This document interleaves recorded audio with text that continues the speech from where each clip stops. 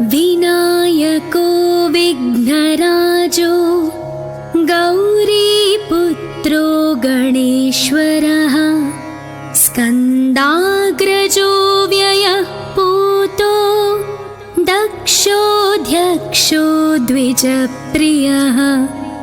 अग्निगर्भच्छिदिन्द्रश्रीप्रदो वाणीप्रदो व्ययः सर्वसिद्धिप्रदः शर्वतनयः शर्वरीप्रियः सर्वात्मकः सृष्टिकर्ता देवोऽनेकार्चितः शिवः शुद्धो बुद्धिप्रियः शान्तो ब्रह्मचारी गजाननः द्वैमात्रयो मुनिस्तुत्यो भक्तविघ्नविनाशनः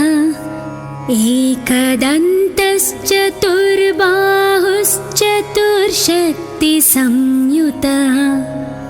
लम्बोदरः शूर्पकर्णो हरिर्ब्रह्मविदुत्तमः कालो ग्रहपतिः कामी सोमसूर्याग्निलोचनः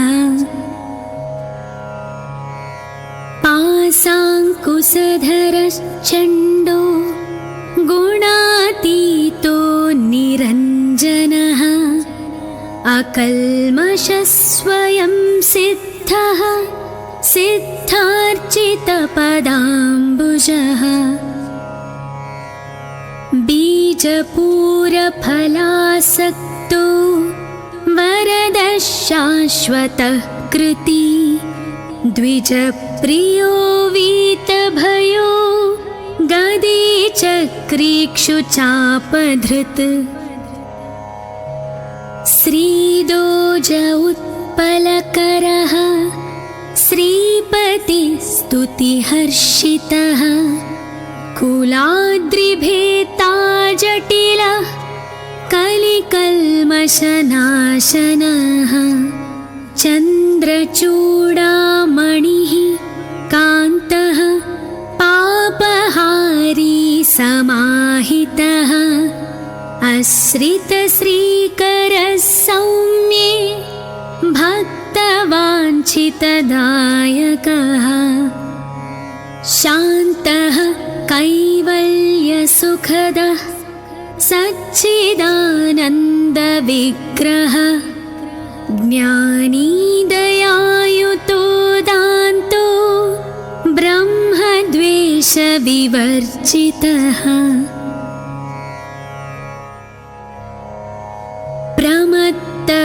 प्रमत्तदैत्यभयदः श्रीकण्ठो विबुधेश्वरः रमार्चितो विधिर्नागराजयज्ञोपवीतवान् स्थूलकण्ठः स्वयं कर्ता सामघोषप्रियः परः स्थूलतुण्डोऽग्रणीर्धीरो वागीशः सिद्धिदायकः दूर्वाबिल्वप्रियो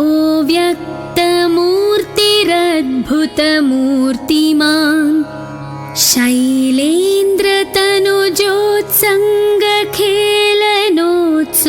शैलेन्द्रतनुजोत्सङ्गखेलनोत्सुकमानसः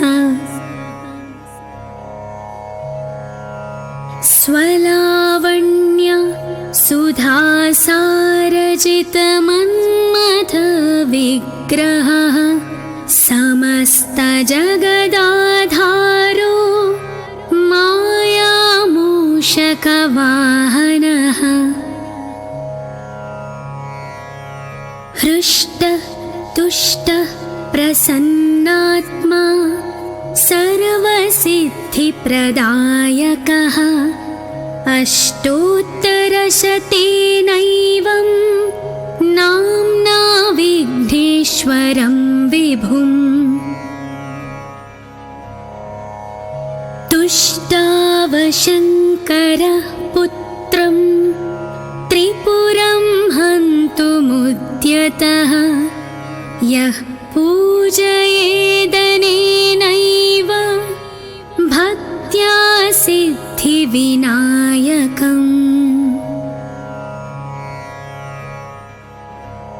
दूर्वादलैः बिल्वपत्रैः पुष्पैर्वा चन्दनाक्षतैः सर्वान् कामानवाप्नोति सर्वविघ्नैः प्रमुच्यते इति श्रीभविष्योत्तरपुराणे श्रीविघ्नेश्वर अष्टोत्तरशतनामस्तोत्रम्। विनायको विघ्नराजो गौरीपुत्रो गणेश्वरः स्कन्दाग्रजो व्ययः पूतो दक्षोऽध्यक्षो द्विजप्रियः अग्निगर्भच्छिदिन्द्रश्रीप्रदो वाणीप्रदो व्ययः सर्वसिद्धिप्रदः शर्वतनयः शर्वरीप्रियः सर्वात्मकः सृष्टिकर्ता देवोऽनेकार्चितः शिवः शुद्धो बुद्धिप्रियः शान्तो ब्रह्मचारी गजाननः द्वैमात्रयो मुनिस्तुत्यो भक्तविघ्नविनाशनः एकदन्तश्चतुर्बाहुश्चतुर्शक्तिसंयुतः लम्बोदरः शूर्पकर्णो हरिर्ब्रह्मविदुत्तमः कालो ग्रहपतिः कामी सोमसूर्याग्निलोचनः पाशाङ्कुशधरश्चण्डो गुणातीतो निरञ्जनः अकल्मषस्वयं सिद्धः सिद्धार्चितपदाम्बुजः बीजपूरफलासक्तो वरदः शाश्वतः कृती द्विजप्रियो वीतभयो गदीचक्रीक्षुचापधृत् श्रीदोज उत्पलकरः श्रीपतिस्तुतिहर्षितः कुलाद्रिभेता जटिलः कलिकल्मषनाशनः चन्द्रचूडामणिः कान्तः पापहारी समाहितः आश्रितश्रीकरः सौम्ये भक्तवाञ्छितदायकः शान्तः कैवल्यसुखदः सच्चिदानन्दविग्रहः ज्ञानी दयायुतो दान्तो ब्रह्मद्वेषविवर्जितः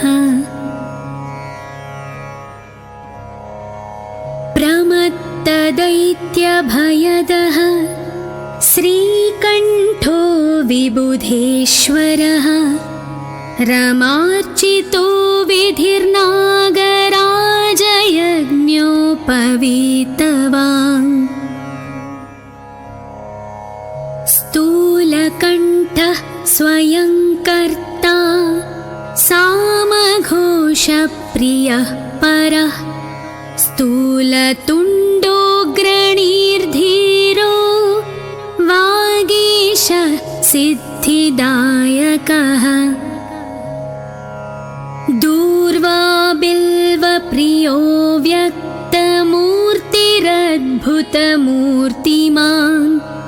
शैलेन्द्रतनुजोत्सङ्गखेलनोत्सुकमानसः स्वलावण्य सुधासारजितमन्मथविग्रहः समस्तजगदाधारो मायामूषकवाहनः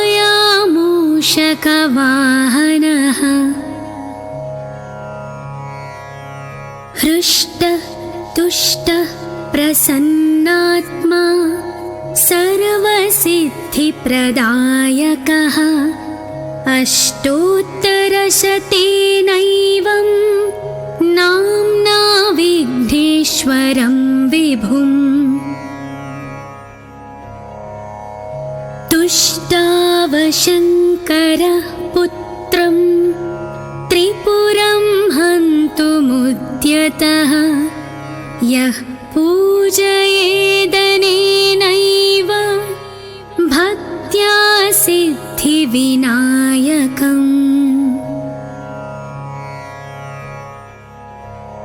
दूर्वादलैः बिल्वपत्रैः पुष्पैर्वा चन्दनाक्षतैः सर्वान् कामानवाप्नोति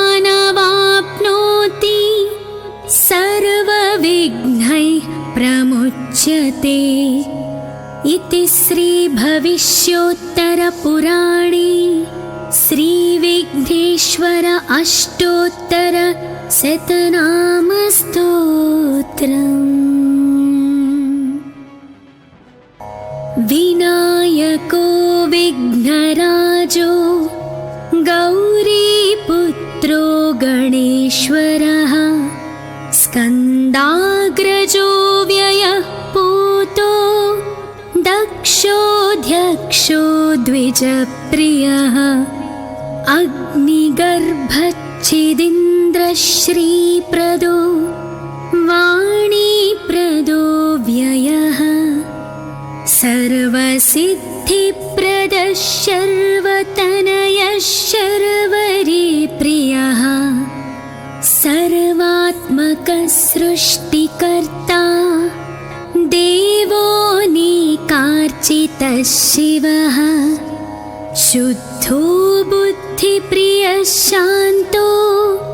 ब्रह्मचारी गजाननः द्वैमात्रयो मुनिस्तुत्यो भक्तविघ्नविनाशनः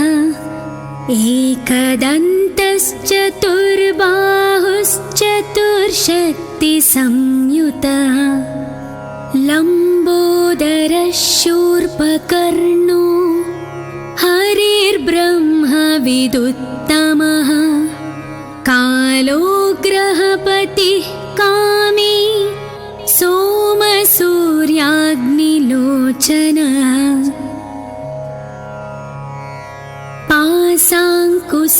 पाशाङ्कुशधरश्चण्डो गुणातीतो निरञ्जनः अकल्मषः स्वयं सिद्धः सिद्धार्चितपदाम्बुजः बीजपूरफलासक्तो वरदः शाश्वतः कृती द्विजप्रियो वीतभयो गदीचक्रीक्षुचापधृत् श्रीदोज उत्पलकरः श्रीपतिस्तुतिहर्षितः कुलाद्रिभेता जटिलः कलिकल्मषनाशनः चन्द्रचूडामणिः कान्तः पापहारी समाहितः आश्रितश्रीकरः सौम्ये भक्तवाञ्छितदायकः शान्तः कैवल्यसुखदः सच्चिदानन्दविग्रहः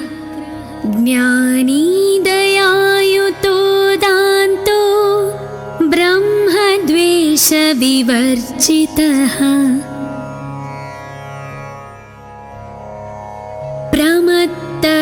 प्रमत्तदैत्यभयदः श्रीकण्ठो विबुधेश्वरः रमार्चितो विधिर्नागराजयज्ञोपवीतवान् स्थूलकण्ठः स्वयं कर्ता सामघोषप्रियः परः स्थूलतुण्डोऽग्रणीर्धीरो वागीश सिद्धिदायकः दूर्वा बिल्वप्रियो व्यक्तमूर्तिरद्भुतमूर्तिमान्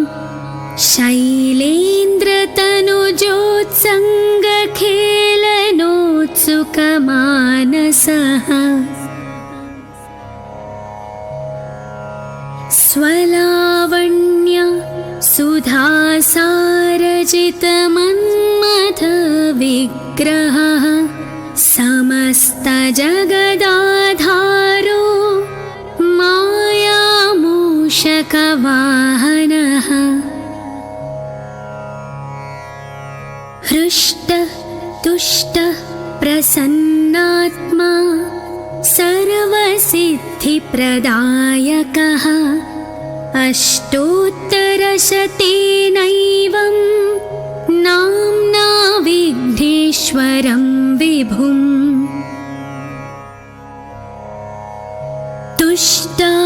तुष्टावशङ्करः पुत्रं त्रिपुरं हन्तुमुद्यतः यः पूजयेदनेनैव भक्त्या सिद्धिविनायकम्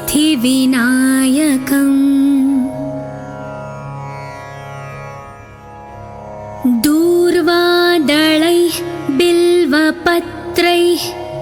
पुष्पैर्वा चन्दनाक्षतैः सर्वान् कामानवाप्नोति सर्वविघ्नैः प्रमुच्यते इति श्रीभविष्योत्तरपुराणे श्रीविघ्नेश्वर अष्टोत्तरशतनामस्तोत्रम्। विनायको विघ्नराजो गौरीपुत्रो गणेश्वरः स्कन्दाग्रजो व्ययः पूतो दक्षोऽध्यक्षो द्विजप्रियः अग्निगर्भच्छिदीन्द्रश्रीप्रदो वाणीप्रदो व्ययः सर्वसिद्धिप्रदः शर्वतनयः शर्वरीप्रियः सर्वात्मकः सृष्टिकर्ता देवोऽनेकार्चितः शिवः शुद्धो बुद्धिप्रियः शान्तो ब्रह्मचारी गजाननः द्वैमात्रयो मुनिस्तुत्यो भक्तविघ्नविनाशनः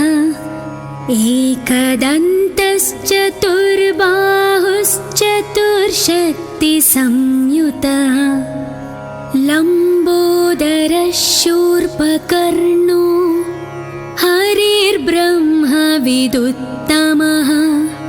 कालो ग्रहपतिः कामी सोमसूर्याग्निलोचनः पाशाङ्कुशधरश्चण्डो गुणातीतो निरञ्जनः अकल्मषः स्वयं सिद्धः सिद्धार्चितपदाम्बुजः बीजपूरफलासक्तो वरदः शाश्वतः कृती द्विजप्रियो वीतभयो गदे चक्रीक्षुचापधृत् श्रीदोज उत्पलकरः श्रीपतिस्तुतिहर्षितः कुलाद्रिभेता जटिलः कलिकल्मषनाशनः चन्द्रचूडामणिः कान्तः पापहारी समाहितः आश्रितश्रीकरः सौम्ये भक्तवाञ्छितदायकः शान्तः कैवल्यसुखदः सच्चिदानन्दविग्रहः ज्ञानी दयायुतो दान्तो ब्रह्मद्वेषविवर्जितः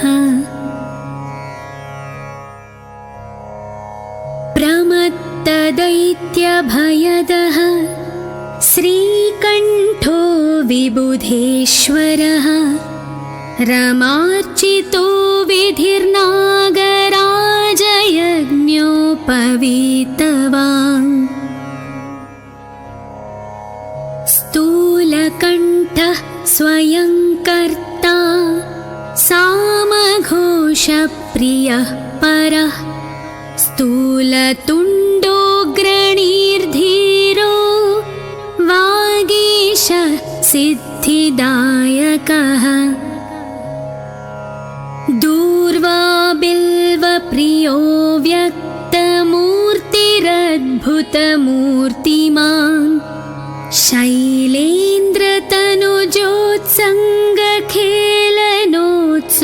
शैलेन्द्रतनुजोत्सङ्गखेलनोत्सुकमानसः स्वलावण्य सुधासारजितमन्मथविग्रहः समस्तजगदाधारो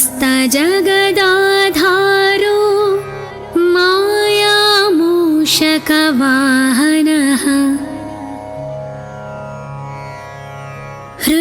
हृष्टतुष्टः प्रसन्नात्मा सर्वसिद्धिप्रदायकः अष्टोत्तरशतेनैवं नाम्ना विघ्नेश्वरं विभुम्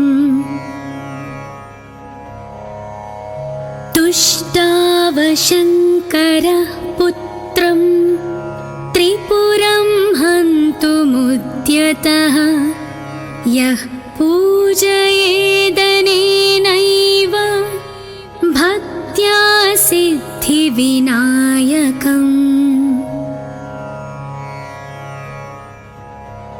दूर्वादलैः बिल्वपत्रैः पुष्पैर्वा चन्दनाक्षतैः सर्वान् कामानवाप्नोति सर्वविघ्नैः प्रमुच्यते इति श्रीभविष्योत्तरपुराणे श्रीविघ्नेश्वर अष्टोत्तरशतनामस्तोत्रम्।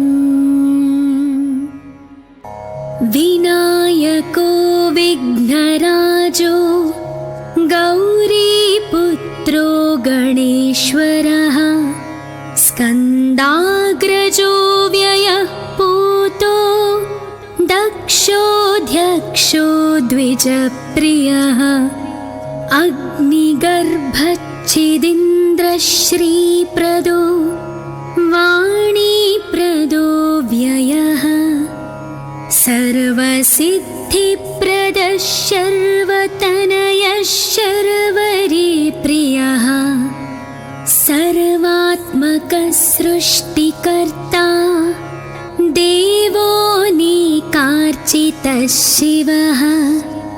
शुद्धो बुद्धिप्रियः शान्तो ब्रह्मचारी गजाननः द्वैमात्रयो मुनिस्तुत्यो भक्तविघ्नविनाशनः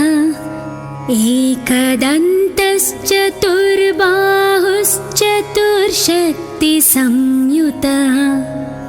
लम्बोदरशूर्पकर्णो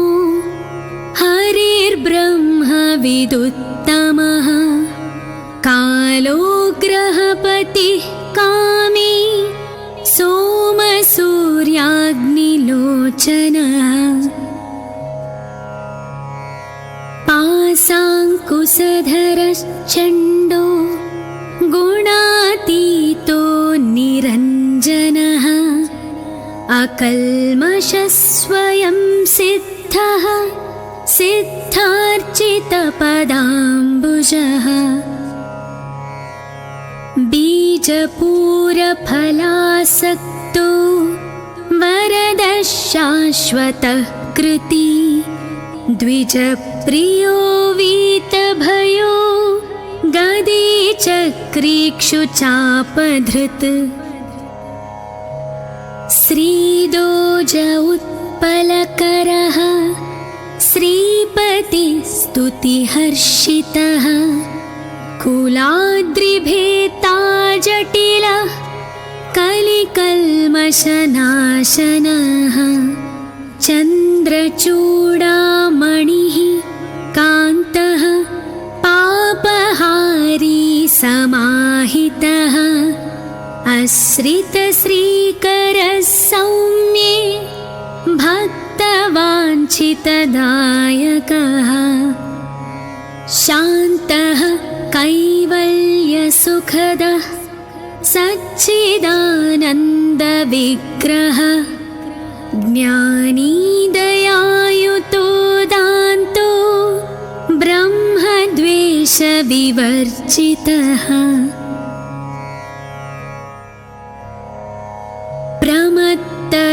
प्रमत्तदैत्यभयदः श्रीकण्ठो विबुधेश्वरः रमार्चितो विधिर्नागराजयज्ञोपवीतवान् स्थूलकण्ठः स्वयं कर्ता सामघोषप्रियः परः स्थूलतुण्डोऽग्रणीर्धीरो वागीशः सिद्धिदायकः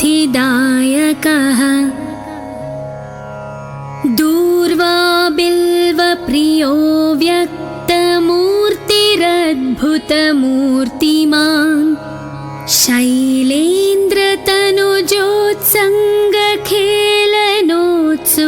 शैलेन्द्रतनुजोत्सङ्गखेलनोत्सुकमानसः स्वलावण्य सुधासारजितम